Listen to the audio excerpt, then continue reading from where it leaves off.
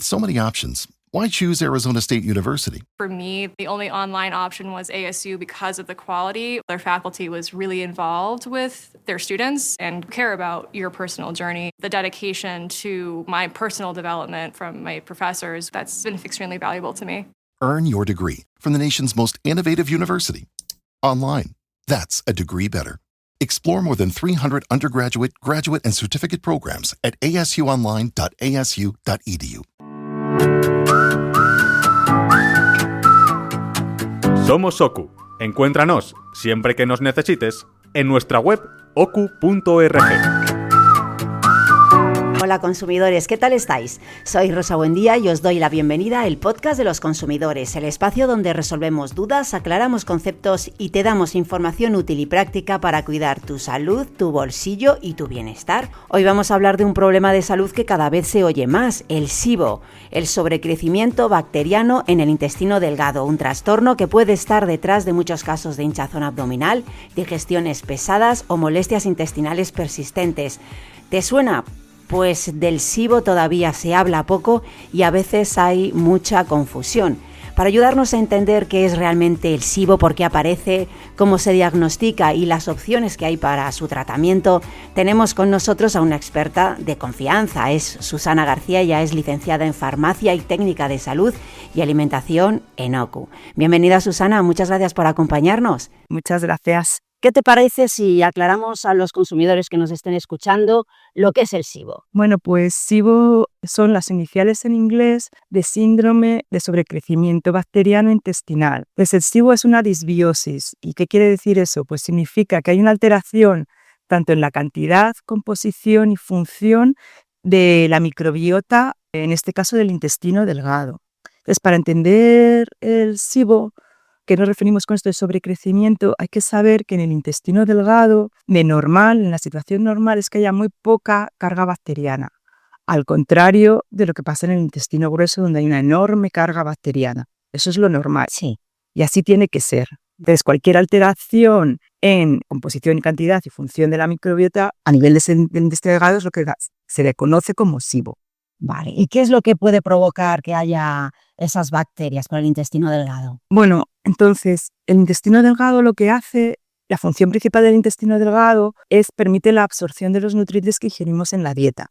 El intestino delgado está recubierto por unas estructuras que se llaman microvellosidades intestinales que lo que permiten es que los nutrientes procedentes de la dieta que ingerimos a través de estas estructuras se absorban a nuestro torrente sanguíneo. Ajá, eso es lo que debería ser. Lo que es y así tiene que ser, porque esa es la función principal del intestino delgado. Entonces el intestino delgado debe proteger esas microvellosidades intestinales a toda costa y para ello tiene una serie de mecanismos de defensa. Esos mecanismos de defensa lo que hacen es proteger al intestino, que haya una colonización bacteriana en el intestino delgado, porque las bacterias lo que harían sería dañar esas microvellosidades intestinales. De hecho, una de las consecuencias graves, en los casos graves de SIBO, lo que sucede es que se pueden dar casos de síndrome de malabsorción intestinal, que es consecuencia directa de que esta sobrecarga bacteriana en el intestino delgado ha dañado las microvellosidades intestinales. Entonces, una alteración en los mecanismos de defensa del intestino delgado es lo que da lugar a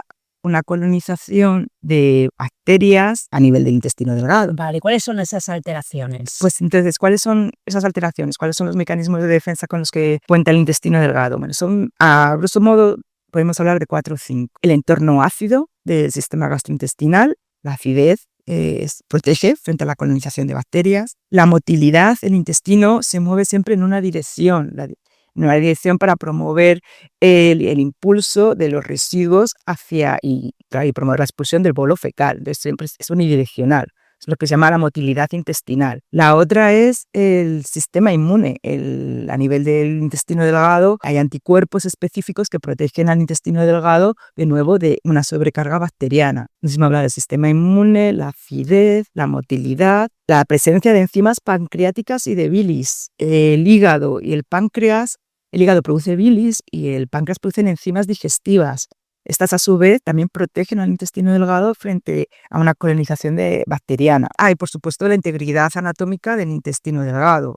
Eso tiene que estar, claro, Tiene que estar correctamente, Claro, exacto. estar bien de salud. Exacto. ¿Vale? Sí.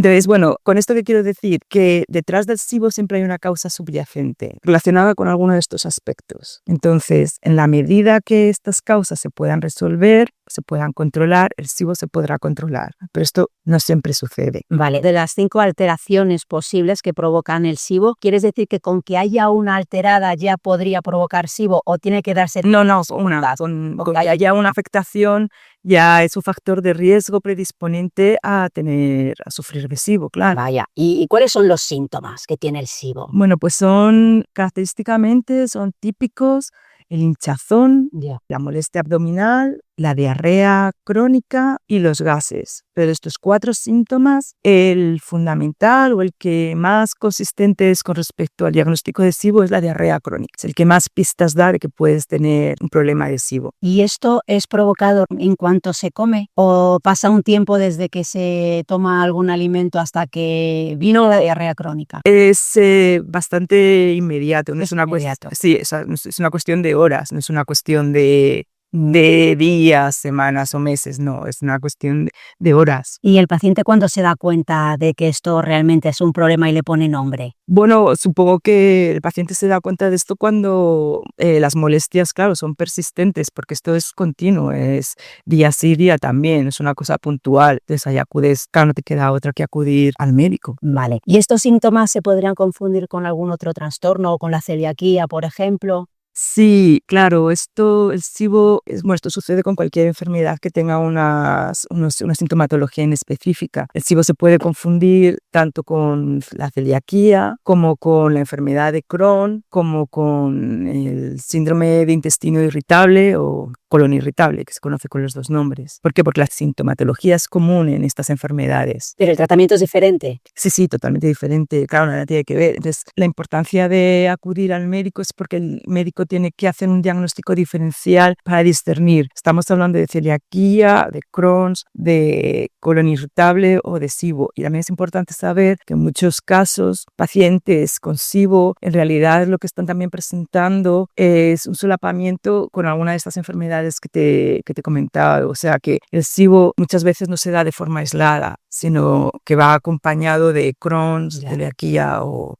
colon irritable. Vale, entonces cuando ya te estás oliendo que tienes algún tipo de trastorno o enfermedad, acudes al médico. ¿El médico cuáles son las pruebas que te va a mandar a hacer? Bueno, el médico lo hará un diagnóstico diferencial intentando, pues eso, descartar si hay una de estas patologías que te he comentado. También hará una revisión de la historia clínica. Esto es fundamental porque se necesita averiguar cuál es la causa subyacente que hay detrás de esta sintomatología. Entonces, una vez que ya se va adquiriendo una foto un poco más clara de lo que está sucediendo, la herramienta diagnóstica idónea o ideal, que no es idónea del todo, pero es la más perfecta que tienen los especialistas en estos momentos, es lo que se llama cultivo del aspirado intestinal. Eso básicamente es una prueba, es una endoscopia donde te meten un tubo, se recoge una muestra de líquido intestinal a nivel del duodeno, del yeyuno, es decir, del intestino delgado, y eso se manda al laboratorio y se cultiva. Desde ahí se miden las unidades formadoras de colonias, UFC. O sea, una vez te has hecho un análisis de orina, cuando recoges los resultados, ahí se ve la cantidad de bacterias que han crecido y te lo ponen UFC mililitros, ¿no? Unidades formadoras de colonia por mililitros. Entonces, ahí lo que ven es, tras el cultivo microbiológico, miden el número de colonias que han crecido. Entonces se ha consensuado que si el número de colonias formadoras, formadoras de colonias es superior a 1000 por mililitros, es diagnóstico de SIBO. Para que nos hagamos una idea, en el intestino grueso lo normal es que haya 100.000 millones de unidades formadoras colonias por mililitro. O sea, estamos hablando de menos de 1000 en el intestino delgado, que es lo normal, a 100.000 millones en el intestino grueso, que está a sobre lo normal. Entonces, por encima de 1000 unidades formadas de colonia, se diagnostica SIBO. Entonces, esa es la prueba más perfecta con la que cuentan ahora mismo los gastroenterólogos. La definitiva, digamos. Es como el gold standard, es como el patrón oro, por así decirlo. Pero esta subiendo es perfecta. No es del todo perfecta, primero de todos porque requieres una endoscopia, eso es un procedimiento invasivo. Tienes que sedar al paciente. Luego es complicada porque el cultivo microbiológico de la flora bacteriana no crece todo. Bueno, es una prueba compleja en sí misma. O sea, que puede ser que te hagas esta prueba y realmente... Y al gas te salga negativo. Salga negativo. Exacto. Vaya. O que dé un falso positivo. Porque, por ejemplo, claro, en el momento que tienes que extraer la muestra vía endoscopia, se puede contaminar con la flora bacteriana oral. Entonces, ahí puedes obtener un falso positivo. Entonces, no es perfecta, pero es más perfecta o da un resultado más certero que la alternativa a la que recurren muchos médicos, bueno, a la que recurren la mayoría de los especialistas, fundamentalmente por su comodidad para el paciente. Y esta prueba es una prueba que está disponible incluso para su compra online, que para autodiagnóstico. En farmacias online.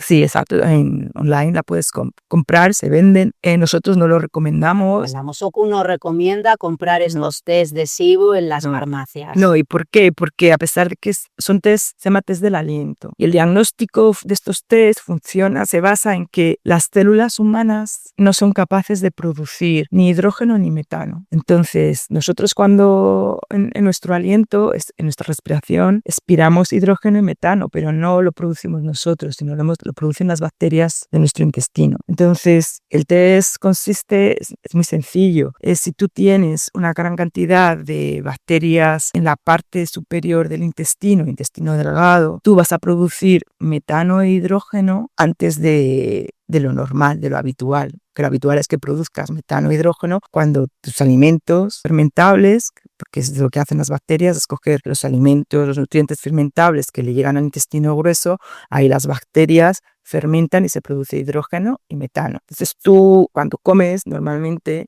si no tienes SIBO, a las 2 o 3 horas empezarás a expeler metano o hidrógeno. En alguien que tiene SIBO y tiene una translocación anómala de esas bacterias que no deberían estar ahí, él va a empezar a producir, tras comer carbohidratos fermentables, va a empezar a producir hidrógeno y metano, pues en un periodo de 90 minutos. Entonces el test del aliento no es más que eso, es recoger el aliento a lo largo de 2 horas en intervalos de 15 minutos. Eso se recoge en un tubito que se manda luego al laboratorio y ahí miden en qué momento se empezaba a producir hidrógeno y metano. Claro, si se detectan hidrógeno y metano antes de los 90 minutos, el test da positivo. Puede salir positivo y puede ser falso positivo. Claro, entonces el problema de esta prueba de los test de aliento es que tienen una escasa validez. Y entonces en medicina se habla siempre de la validez de la prueba diagnóstica como un criterio fundamental para saber si el médico puede confiar o no en el resultado de la prueba. Y entonces el test de aliento tiene muy poca validez y eso es porque da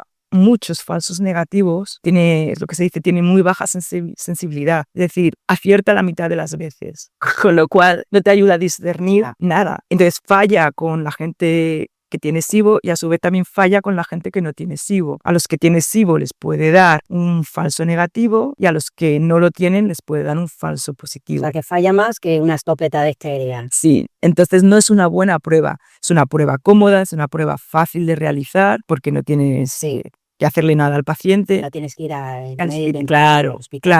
Por sí sola, el resultado de la prueba no sirve para nada. Entonces, ¿qué pasa? Que el especialista la usa en el contexto de la sintomatología, la historia clínica, las otras pruebas que ha realizado. Entonces, él, con la prueba del aliento, él con las otras pistas que ya tiene, sí que puede discernir si la prueba puede que me esté dando un falso negativo y esta persona realmente tiene SIBO o no. Entonces, por eso uno no recomienda que la gente se gaste el dinero en comprar estos tests online, porque ellos van a ser incapaces de tomar una decisión adecuada con respecto a qué hacer ahora. O sea, la prueba de forma aislada ni siquiera no orienta al diagnóstico ni orienta a qué hacer, qué tratamiento se debe seguir. Desechamos la idea y desaconsejamos por completo de comprar estos test de aliento en la farmacia. Es importante acudir a un profesional. ¿Se puede controlar el SIBO y alguna dieta que se recomiende para aquellas personas que sienten este tipo de molestias? Bueno, pues aquí lo que sucede es que hay una dieta que se llama la dieta FODMAP, que también son las iniciales en inglés de una dieta que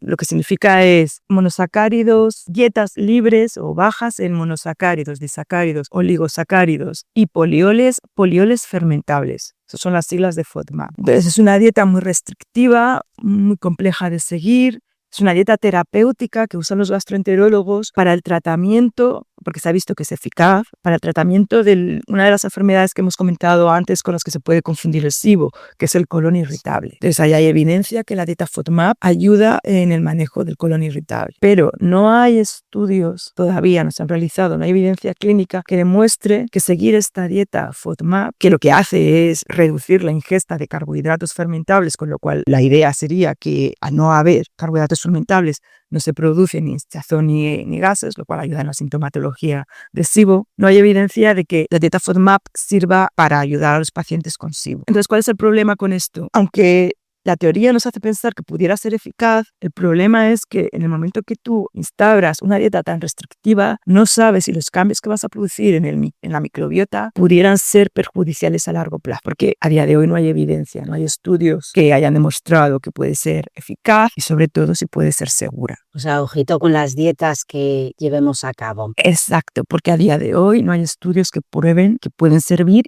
y sobre todo que sean seguras. ¿Hay algún alimento que provoque especialmente el SIBO o alguna enfermedad? No. No, a día de hoy no. O sea, estamos un poquito a ciegas. Sí, estamos, en medicina, muchas áreas terapéuticas, estamos todavía lamentablemente muy a ciegas, sí. Bueno, me gustaría recordar a los consumidores que nos estén escuchando que en la página web de OKU nosotros tenemos una calculadora de dietas que la verdad animamos a todos a que entren, a que la revisen.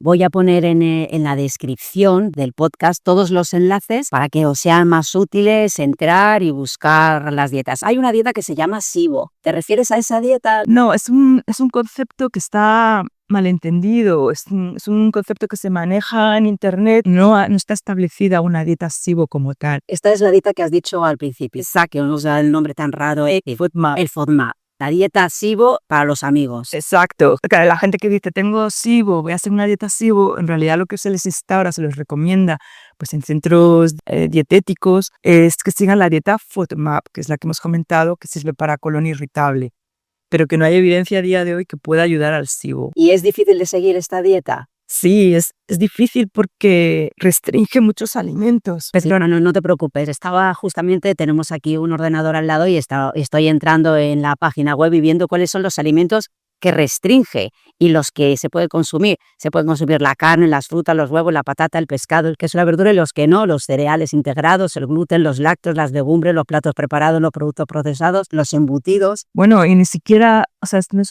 una calculadora un poco general, pero hay que saber, por ejemplo, que la dieta FODMAP será una dieta baja en azúcares. Los azúcares están presentes en multitud de alimentos, en nuestras legumbres, verduras, frutas, pero no todas las frutas tienen la misma cantidad de hidratos de carbono. Entonces, dentro de la dieta FODMAP hay frutas que se pueden tomar y otras que no, hortalizas que se pueden tomar y otras que no, verduras que se pueden tomar y otras que no. O sea, ahí ya tienes que entrar al detalle.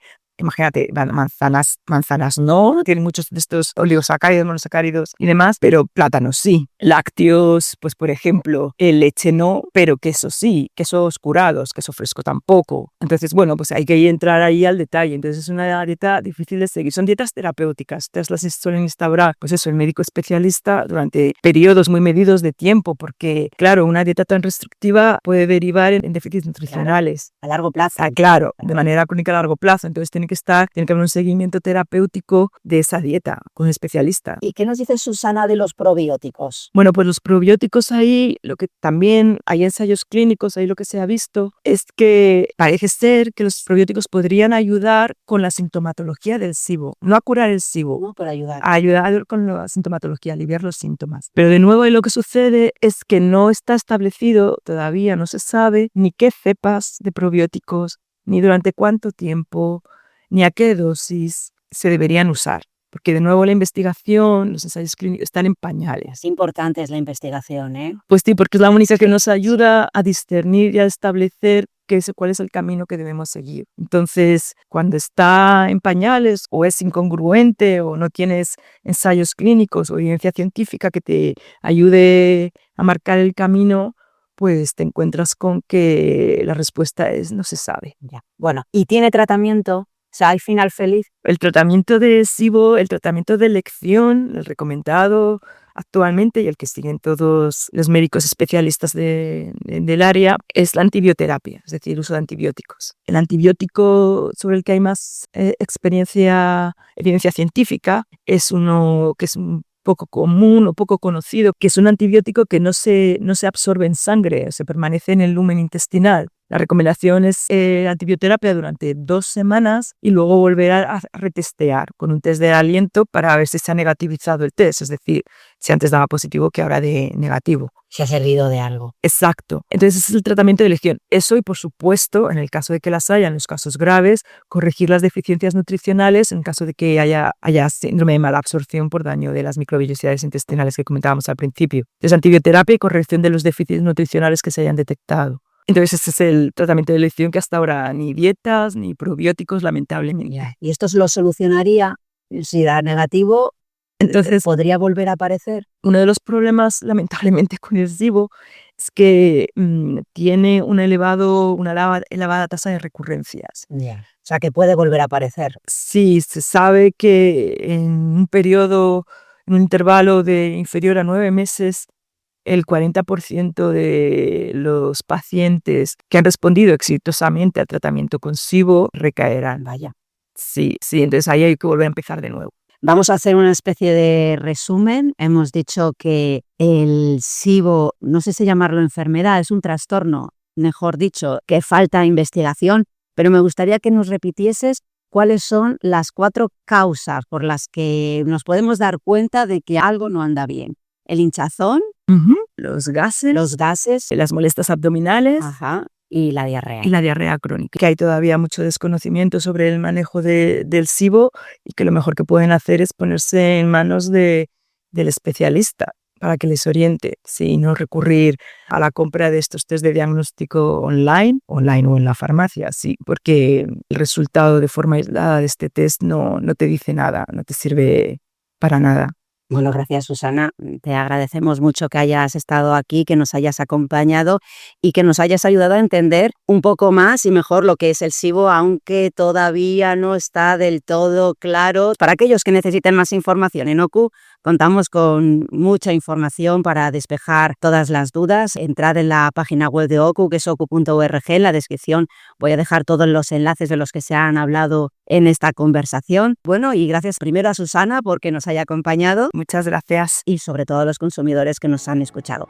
Si este episodio te ha parecido útil, suscríbete al podcast de los consumidores para no perderte ninguno de nuestros contenidos. Estamos en Spotify, en Apple Podcasts, en iVoox, en Google Podcasts y en todas las plataformas habituales. Nos escuchamos en el próximo episodio. Hasta pronto, consumidores. Suscríbete al podcast de los consumidores. Podrás escuchar todos los episodios y contenidos adicionales en la app de OKU Digital y en nuestros canales de iVoox, Spotify, Google Podcast, Castbox y YouTube.